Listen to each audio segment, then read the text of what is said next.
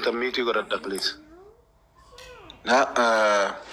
Achitti si argireerraa garuu wantoonni ta'aa jiru akka miidiyaa irratti iyyanii akkuma ati duraan jette warroota babarreessan hunda isaanii poolisiin qabee akka isaan yaada isaaniirraa fuudhu yookaan dhugaamicha yookaan akka hin banne akka taasisuuf yoo ta'e malee wanti miidiyaa irratti deemaa jiruu fi wanti iddoo isaanitti ta'e garaagarummaa guddaadha.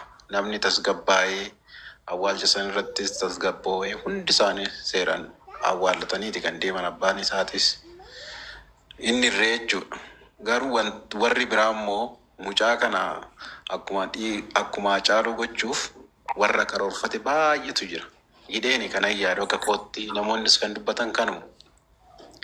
Kanaafi yoo dhugaa micayyoo kanaa baasuuf ta'e warroota achirratti kataban warroota akkuma amma jette micayyoo amma barreessite kana fa'aa barbaadanii qabanii seeratti dhiyeessuu yoo ta'e malee adeemsi isaanii mucaan kun baay'ee mul'ateera, mucaan kun baay'ee hojjeteera, mucaan kun unkaan ishii dhiisii nama kamiyyuu waan akkana godhu natti fakkaatu.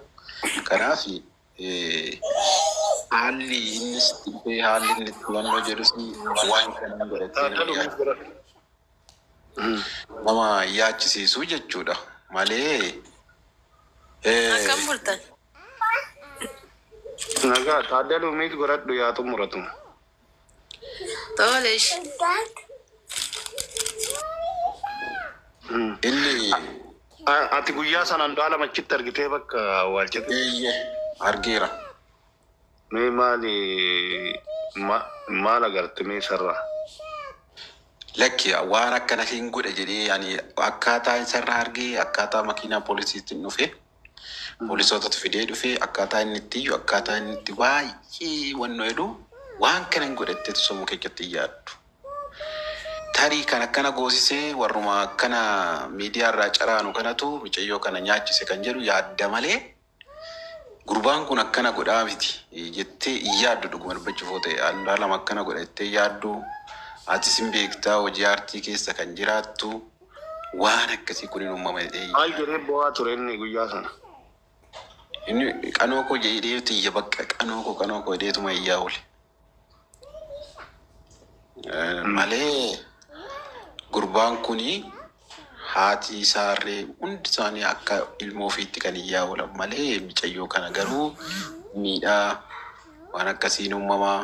Kan jedhu sammuu keessatti duraan yaadan ture garuu gaafa bu'aa irratti argamu yaadni nama hundinuu jijjiiran beektaa saasanitti. Kanaaf mee waan kana dhaggeeffannu waan intalli kinoo asirratti footoo ishee asirra baase kana waan ishiin baatii maali 2024 itti barreessite ishiin akka poosti gootetti. Akka waan dhiyeenya kanaatitti waasaapiraan itti barreessite warri immoo wanti sun akkamitti akka hojjetan yoo barbaadanii yeroo biraa viidiyoo hojjedheetan isiniif poosti godhaa jechaadha. Yaa dhaggeeffannu mee akka du'uu barbaaddu akka itti himatte asumarraa raagaan kinooti. afaan አማሪፍ ዋቲኒ ስርት ረገፈታ ጓደኛዋ ጋር ራሷን ስለማጥፋት ህይወት እንደመረራት ኑሮ እንዳስጠላት ያወራችበት ጽሁፍ የተጻጻፉት ሜሴጁን ከ8 ከ7 ወር በፊት ነው። ምንድነው የሚለው? ላንብብላችሁ ሙሉ በሙሉ። ህይወት ከባድ ነው ውዴ አለች ቀነኒ። ከዛም አይ ነው ያለሽበት ይገባኛል፣ አውቃለሁ ያለሽበት ይገባኛል፣ ከፈቀድሽ ቸርች ለሁለት ቀን እንግባ አለቻት ጓደኛዋ። ከዛም ቀነኒ ምን አለች? አንዳንዴ መናገር ራሱ ይከብዳል።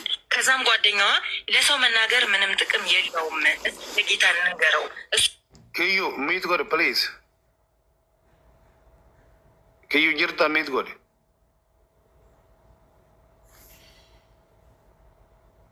Thank you. ጋር መፍትሄ አለ። ከዛም ቀነኒ እሱስ ልክ ነሽ አለች። መሞት የተመኘው ሰው ነኝ ጌታን አለች ቀነኒ ስትመልስላት።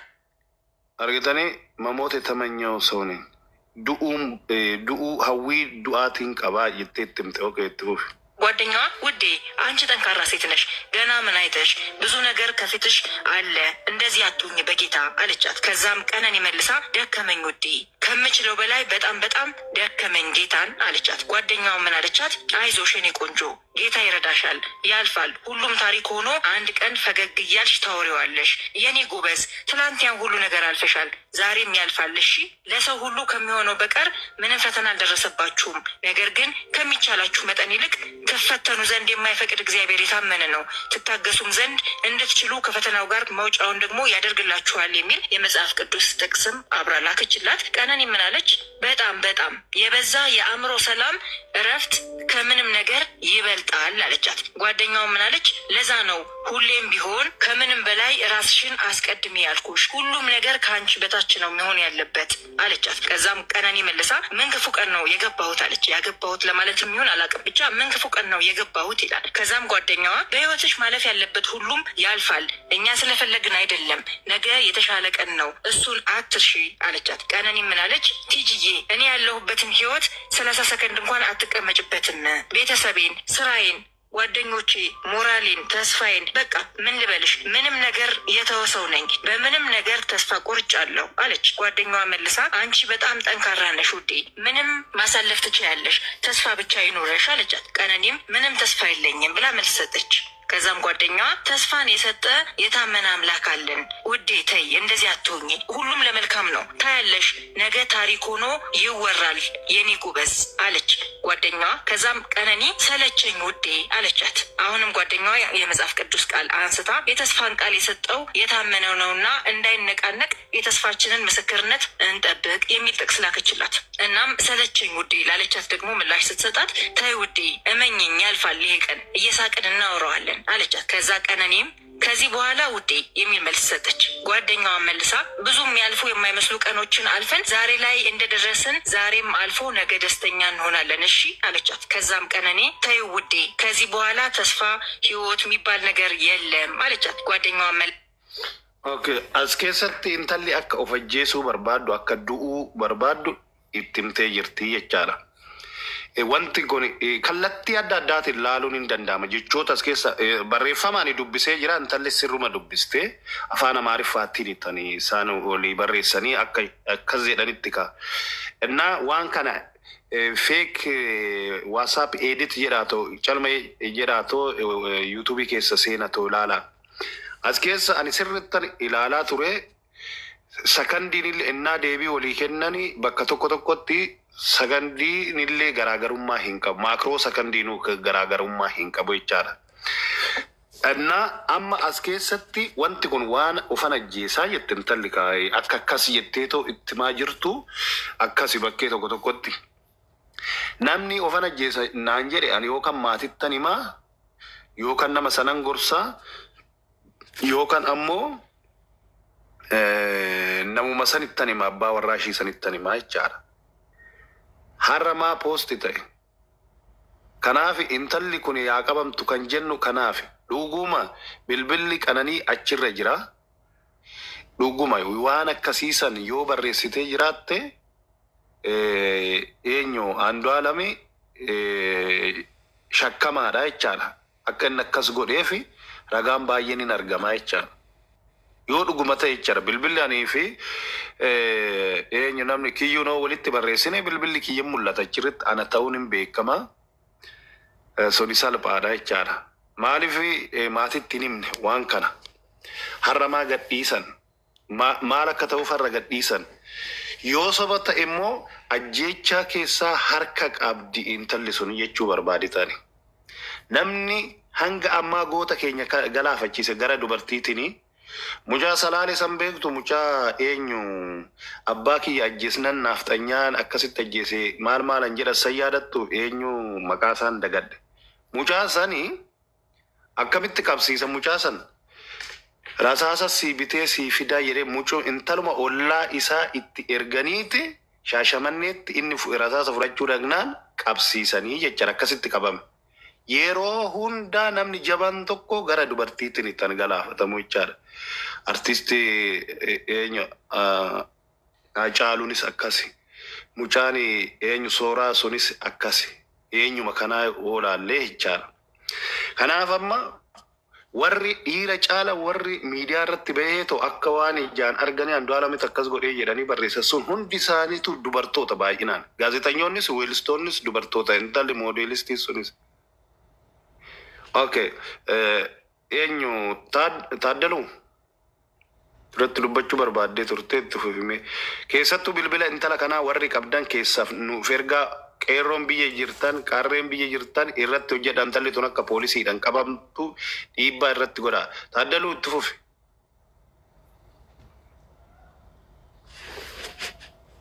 Okay, Taaddaluun jirtu nutti fakkaate. I think Leensaa. Hayyee Roobeen nagaa bultee akkamii? Nagaa baga nagaan dhuftu. Yaa laan bari intalamti isheenii gaafa sana duukaa turte jedhanii dhimmi guddaan isa dhugaadha kunitu dhiiga mucaa kana barbaadaniiti. Intala ishee duukaa oolte sanadha. Maaliifi guyyaa sana guutuu mucaan kun fiilingii isheen qabaattu haariisa ta'uu gammachuusa ta'uu kan caalaatti haala isheen keessa oolte maal akka isheen yaaddu kan beekuu danda'u mucaa ishee duukaa oolte sanadha. Namni amma sa'aatii tokkotti waliin jiran jechuun ilaaligaa gammachuusa ta'uu gaddasa qabaattu waanuma tokko tokko irraa baruu dandeessi. Ammoo fiddeemmoo manaan geesseetti immoo iddoo kamitti gargar ba'anii amma sa'aatii tokkotti lafa footoo turanii tokko booddee mana ga'uu jechuun ilaalganaa tiraanspoortiin jira yookiin shaayii buna jechuun jira. Meeqatti mana akka geesse manaan geesseetti immoo iddoo biraatti goran immoo nyaata dhugaatii iddoo biraatti goran immoo akka uumatti yoona biyya keessallee hin jirtu yoona balleessaniirullee caalaamatti isa dhugaadha. Dhiigi mucaa kanaa ishee guyyaa sana duukaa oolte bira jireedha yaadan tarii bakkeetti miidhamte mucaan kuni fidanii barandaa irratti gatan ta'a malee Andu'aalamis manan jiru ta'a manan jiruudha kan jedhamu. Akkamittiin nama duukaa guyyaa guutuu oolee nama guyyaa guutuu duukaa oole akkamittiin gaaffii maafillee. Guyyaa guutuu oolee nama guyyaa guutuu duukaa oole akkamittiin gaaffii maafillee. Amiitu sadhiistuu si namni gaaffii maafillee akkamittiin itti gaaffiittillee hin dhiyeessuu qabe akkamittiin waama tokko tokkollee irraa fudhannuuf yaadumallee gaafachuudhaaf akkamittiin seeratti hin dhiyaattu. Intalli kun isheen guyyaa guutuu duukaa oolte manaan geessetti eessatti adda ba'an maal nyaatan maal dhugan guyyaa sana guutuu maal yaadaa oolte gammachuu qabdi immoo intalli kun gadda qabdi immoo akkamittiin hin gaafatamtu. Baay'ee kan nama gaddisiisu intalli sun qabamuu dhiisuun ishee baay'ee nama gaddisiisa. Kan akkan irratti hojjetu poolisiin eeruu naa kennaa jedhee jira. Kan akkan irratti hojjetu uummatuma biyya jiru. Nuyi amma biyya alaa jirraa nuyi dhiibbaa irratti godhuudhaan ala malee eeruu kennuu hin dandeenyu. Garuu warri biyya keessa jirtan eeruu kennuu dandeessu jechaadha. Ebelus bira jira guyyaa sanii. Ebelus waan akkasii TikTok irratti barreesse. Poolisiinuu warra akkasitti barreessu kun sirrii akka hin taane ragaa bahee jira. Na akka namoota akkasiisan to'annaa jala oolchuu barbaadu dubbatee jira poolisiinis. Kanaaf poolisii Finfinnee. Kanaaf isin immoo poolisiidha eeruu kennuu qabdu jechaadha namoota kana. Okay, itti fufi Rabbi. Rabbi irratti fufi.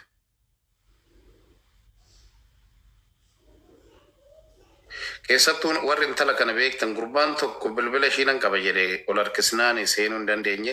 Keessan naa ergi mee eenyu paappaan jettu sun keessan naaf ergi. Rabbi irraa jirta. Yaa. Namoonni haasa'an hin jiran waan ta'eef dubbachuu didanatillee maqaa isaanii waamteerta soo dhiifama wajjiniini anis gaarriibatti waan deemu waan tokko jechuun barbaada.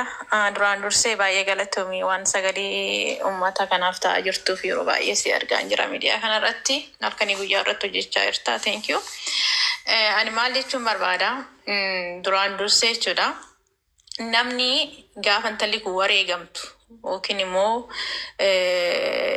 fooqirraa darbamtee duutu ijaan argee ani argeera jedhee dubbate tokkoyyuu hin jiru jechuudha. So Andu'aalamis afaan isaatiin in kufte gaafa inni jedhee achirraa kuftee duute gaafa inni jedhee dubbatu namni ijaan arge tokko kan immoo inni dubbate tokko yoo hin jiru jechuudha. Andu'aalem hamma sagalee isaatiin achirraa kuftee duute jedhutti achirraa kuftee duusun yookiin immoo akka isheen itti duute namni argee fi dhagee tokko yoo hin jiru jechuudha. Hamma Andu'aalem mirga dubbachuun isaa kennamutti jechuudha. So kanaafi jechuudha kana keessa shirri jiraachuu danda'a. Shira kanarratti immoo namni baay'een jechuudha shirri isaan lamaan irratti hojjetamee to'ii shirri kun jiru kana namni baay'een jechuudha adda baafachuu hin dandeenye jechuudha. Waanumatti mul'atuu fi waanumatti fakkaate dubbataa jira miidiyaa kanarratti. Isa duraa jechuudha adda baafachuutu barbaachisaadha. Maaliif jennaani kan eegnu nuti Andu'aalem hamma dubbatutti inni dhugaa tokko kan beekuu danda'u kan dubbachuu danda'u Andu'aalem qofarraa beekuu dandeenya jechuudha. Hamma inni dubbatutti isheen kanaan duutee kanaan wareegamtee jechuuyyuu hin dandeenyu. Maaliif jennaani namni bira jiru Andu'aalem qofa ture jechuudha. So kanaafi shiratu irratti hojjetamaa jira.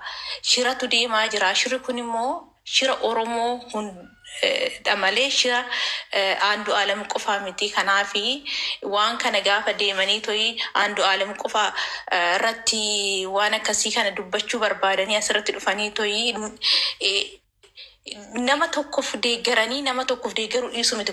Kuni waan lubbuuti waan ta'eefi gaafa asirratti dhufanii to'ii Andu'aalem cabsuuf dubbatanii Oromoo cabsuu waan ta'eefi waan kana irratti qabisiin jedha. Waan hundaafuu waan baay'eellee waan jedhuun qabanii nagaan tura. Okay, maal hubatte amma barreeffama waan amma dhaggeeffatte sanirraa Qananii fi hiriyaa ishii anasirra jirtu tanaa jechaadha. Hiriyaan ishii isaan tuulirratti walitti barreessee jechaadha. Akkasitti natti barreessite achirraa waan na hubatte gaafadha. Suni akkuma beekamu